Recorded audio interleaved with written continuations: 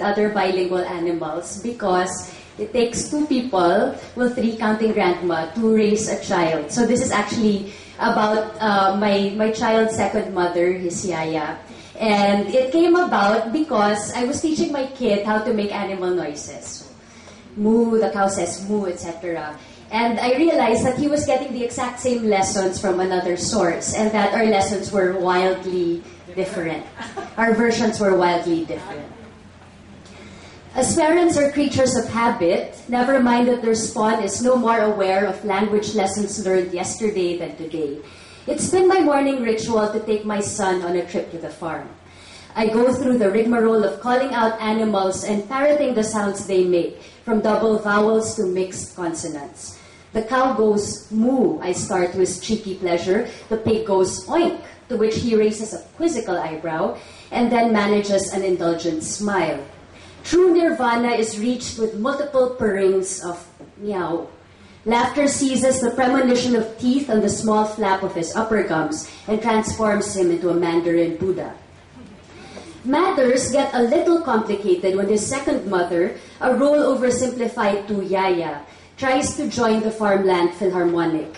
As I lean my son against my upright thighs and warm up my larynx, Yaya tests her disapproval with the impunity of an English teacher correcting a dangling modifier.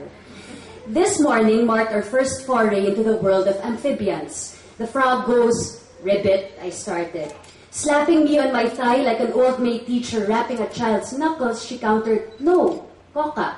The frog goes, coca. Ribbit, ribbit, I repeated to my oblivious, happy child, an international curse under my breath. Yesterday, our birds butted heads. The bird goes, I started, tweet, tweet, tweet, she finished, as I whistled the morning ditty of a local avis. Apparently, her bird's a canary and mine's a Maya. Worse still are our canine disputes. Our dogs growl at the other as if each were a burglar at the gates. Ow, ow, says her Ascal. Arf, arf, goes my Spitz. Depending on his mood, my child marvels at a barking concerto or wrinkles his brow in profound confusion.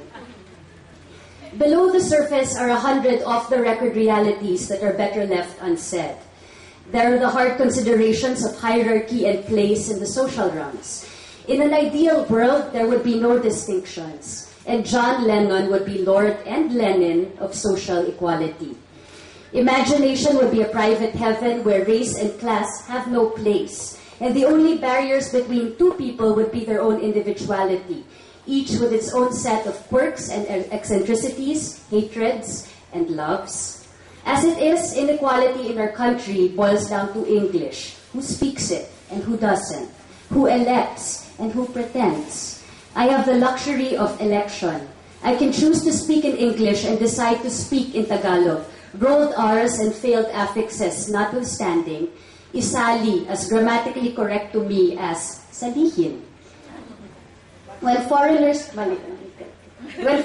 ask what languages we speak in the Philippines, I answer with a trained detachment of a surgeon telling a patient he hasn't very long to live that English is the language of the minority, and the minority is the majority. If we consider that 1% of the local population is comprised of oligarchs, generals, and corrupt politicians, vote wisely. Like many others working in an upper-middle-class household, my child's second mother hoped for a benevolent lady of the house who could be approached to send her children to school, studies which might move in the direction of nursing, temping, or the great hallelujah of modern vocations, being a call center agent.